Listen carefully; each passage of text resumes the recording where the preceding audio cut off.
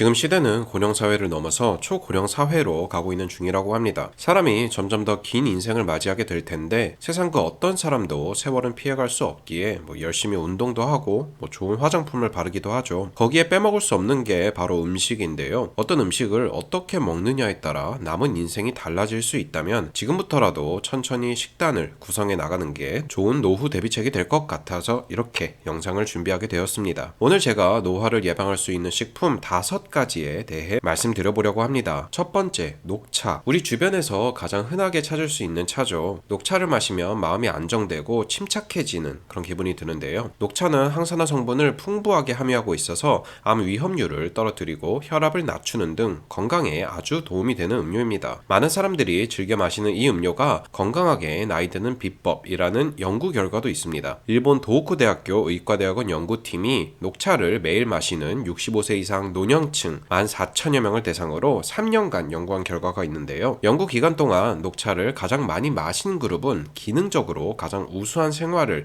유지하는 결과를 보였다는 겁니다. 목욕이나 옷 입기 같은 기초 생활에 문제가 없을 정도로 아주 건강한 일상생활을 유지하고 있었죠. 하루에 5잔 이상 녹차를 마신 사람들은 한 잔 이하로 마신 사람들보다 기능장애가 발생할 확률이 33%가 낮았고 3-4잔 마시는 사람들은 25%가량 낮았다고 합니다. 연구팀은 녹차는 나이가 들면서 흔히 나타날 수 있는 기능장애의 위험률을 낮추는 작용을 하는 것으로 보인다 라고 말을 했습니다. 또한 녹차를 하루에 5잔을 마시면 자연적으로 지방을 연소시키는 기능이 있다고 합니다. 쥐 실험을 했을 때 고지방식을 먹이면서 이 녹차를 곁들였더니 살이 천천히 찌는 것이 확인이 되었죠. 대부분의 차는 마시면 심장질환의 위험을 낮춰주지만 특히 녹차는 혈압을 잘 조절할 수 있도록 심장동맥을 유연하고 편안하게 지켜준다고 합니다. 플라보노이드로 알려진 항산화 물질이 내피세포가 제대로 작동하게 만들어서 혈전을 막아주기도 하고요. 녹차에 들어있는 항산화 물질인 에피갈로카테킨은 뇌 속에 있는 타우 단백질의 엉킴을 분해해서 지능을 지켜준다고 합니다. 치매 예방에도 도움이 되면서 치매 치료제로 녹차의 이 성분이 요즘 많이 거론되고 있는 추세인데요. 이렇게 좋은 녹차도 근데 드시면 안 되는 분이 계세요. 와파린 같은 혈전증 치료제를 복용하는 분들은 녹차를 피하시는 게 좋습니다. 녹차에 든 비타민 K와 약물이 서로 대항작용을 해서 약 효과를 떨어뜨린다고 하네요. 두 번째는 피칸입니다. 견과류 중에서 특히 피칸에는 풍부한 항산화 성분이 들어있습니다. 미국 농무부는 277종의 견과류와 식품류에 대한 조사를 통해 피칸을 항산화 성분이 가장 풍부한 음식이다 라고 꼽았는데요. 피칸의 항산화 지수는 100g당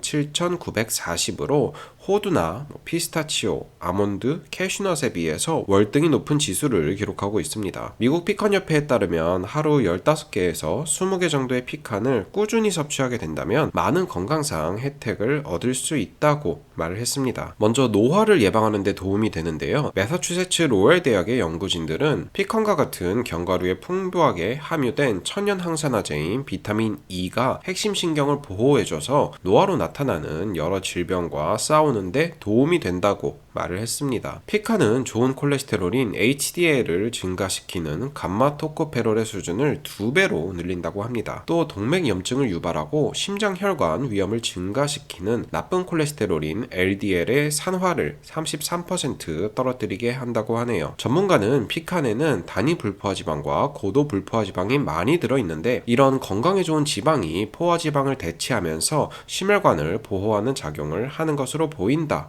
라고 말을 했습니다. 이 감마토코페롤은 아주 강력한 항산화제로 남성의 전립선암과 폐암에 대한 예방 효능이 있는 것으로 알려져 있습니다. 피칸에는 호두의 2배에 해당하는 엽산도 들어있다고 합니다. 뇌신경계에 필요한 엽산은 뇌경색이나 알츠하이머, 치매, 우울증 예방 같은 뇌와 관련된 질병에 도움을 준다고 합니다. 미국 임상영양학회에 발표된 자료에 따르면 피칸과 같은 견과류가 몸의 신진대사 속도를 높이고 포만감을 향상시켜서 체중을 감량하거나 유지하는 데에 도움이 된다고 밝혔습니다. 세 번째, 렌틸콩. 슈퍼 곡물이라는 별명을 가진 렌틸콩입니다. 그런데 우리나라에서 자주 먹는 대두나 검은콩에 들어있는 단백질, 식이섬유, 아미노산 함량이 사실 렌틸콩과 비교했을 비교했을 때 큰 차이가 없다는데요. 이번에는 슈퍼푸드인 렌틸콩을 비롯하여 다른 콩들까지 함께 알아보겠습니다. 먼저 렌틸콩은 세계 5대 건강식품 가운데 하나로 꼽히고 있죠. 렌틸콩에는 탄수화물이 60%, 식이섬유가 17% 함유되어 있고 단백질과 비타민 B,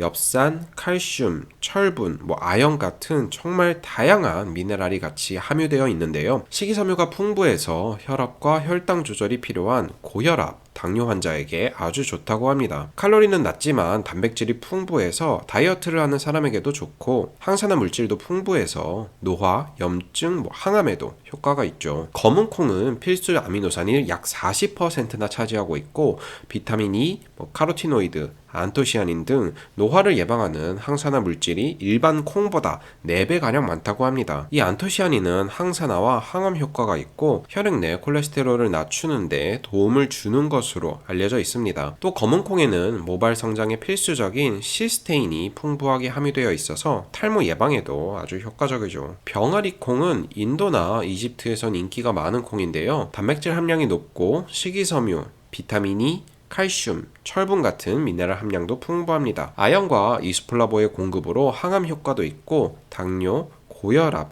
혈관 건강에 도움이 될 수 있습니다. 위 사진은 한국식품과학연구원의 영양 분석 결과인데 영양적으로 큰 차이가 없다는 걸 알 수 있습니다. 다만 이렇게 좋은 콩도 주의해야 할 점은 탄수화물이 많고 소화 기능이 좋지 않은 분들께는 부담이 될 수 있다는 건데요. 또한 신장질환이 있는 사람이 지나치게 많이 섭취하게 된다면 칼륨을 내보내지 못해 생기는 고칼륨 혈증이 생길 수 있다고 하니 적정량을 올바르게 섭취하는 것이 중요하겠습니다. 네 번째, 올리브오일. 올리브오일은 일반적인 식용유보다 건강한 식사에 도움을 주는 좋은 기름으로 알려져 있는데요. 스페인의 미생물학자들은 올리브오일이 위장 박테리아와 싸운다는 것을 발견했다고 합니다. 위장은 동일한 종류의 산성 용액이 담긴 시험관에서 위궤양은 물론 위염을 유발하기도 하는 헬리코박터 파일로리균과 결합을 했다고 합니다. 올리브오일이 강력한 박테리아의 8가지 균주를 파괴하면서 위장 건강에 도움이 준다는 것이 확인되었습니다. 높은 지방을 함유한 올리브오일은 건강에 좋지 않을 것처럼 보입니다만 사실은 그렇지 않습니다. 올리브오일에서 발견되는 주요 지방은 불포화 지방산인데요. 불포화 지방산은 총 콜레스테롤과 LDL 수치를 낮춰서 심장 질환의 위험을 줄이는 데 도움이 될 수 있다고 합니다. 특히 일반적인 식용유에 함유된 포화 지방과 트랜스 지방의 섭취를 올리브유에 함유된 불포화 지방으로 대체하면 그 효과는 배가 된다고 합니다. 엑스트라 버진 올리브오일은 당 지수가 높은 식사에 대한 혈당 반응을 감소시킨다고 합니다. 당뇨병 환자가 당 지수가 높은 식사를 했을 때 식사에 버터를 함유하거나 지방이 적은 경우 식사 후 곧바로 포도당 수치가 상승하는 것으로 나타났습니다. 하지만 당 지수가 높은 식사라도 올리브 오일과 함께 먹었을 땐 급격한 혈당 수치 상승은 발견되지 않았다고 합니다. 올리브 오일을 자주 먹는 사람은 그렇지 않은 사람보다 우울증 위험률이 낮다는 보고가 있었습니다. 이를 오메가3 지방산 덕분이라고 하는데요. 올리브 오일에 든 건강한 지방인 오메가3 지방산은 긍정적인 기분을 증대시키는 효과가 있어 우울증에 효과가 있는 것이라고 하네요. 올리브 오일은 암에도 영향을 줍니다. 분자세포 종양학에 발표된 논문에 따르면 엑스트라 버진 올리브 오일의 성분이 암세포를 죽일 수 있는 것으로 확인됐다고 합니다. 올레오칸탈이라는 성분인데 이 성분이 노출된 암세포는 30분에서 1시간 사이에 소멸했다고 합니다. 자연적인 세포 사멸은 16시간에서 24시간이 걸리는데 올레오칸탈이 이를 촉진한다고 했죠. 또한 지중해식 식사에 올리브유를 자주 먹으면 여성의 유방암 발병 위험을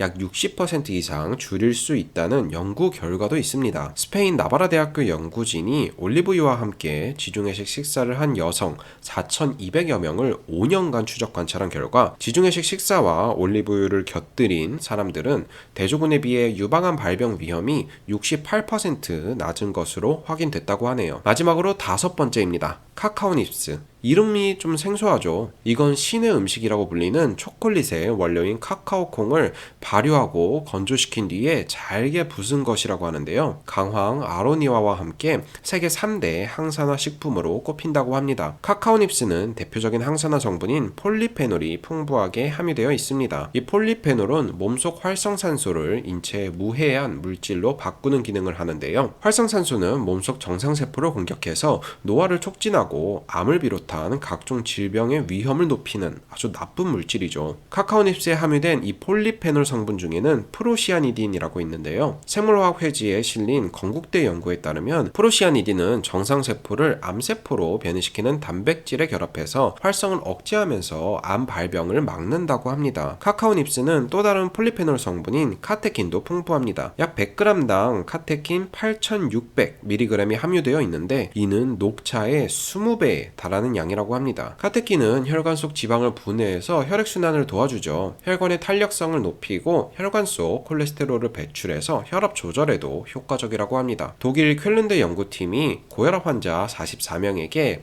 카카오닙스를 18주간 먹게 한 결과 환자들의 혈압이 44%나 감소했다는 연구 결과가 있습니다. 카카오닙스는 별다른 조리 없이 원물을 그대로 씹어 먹으면 좋습니다. 그런데 이렇게 단독으로 먹으면 좀 떫고 쓴맛이 되게 강하게 느껴져서 힘드실 수 있어요. 만약 쓴맛 때문에 섭취가 꺼려진다면 뜨거운 물에 우려내서 차로 마시거나 아니면 요거트, 아이스크림에 토핑처럼 뿌려 먹는 것이 좋습니다. 비타민C가 풍부한 과일이나 채소에 카카오닙스를 곁들여 먹는 것도 좋고요. 카카오닙스는 갈아도 그 영양소 손실이 크지가 않아서 두유나 두부와 함께 갈아서 쉐이크로 만들어 먹기도 한다고 합니다. 다만 카카오닙스는 카페인이 함유되어 있어서 카페인에 민감하신 분들은 그냥 오전이나 낮에 먹는 것이 좋다고 합니다. 카페인 과다 섭취에 따른 부작용을 예방하기 위해선 티스푼으로 하루에 2-3숟갈 정도가 적당하다고 합니다. 오늘 제가 준비한 내용은 여기까지입니다. 시청해주셔서 감사합니다. 건강한 하루 되세요.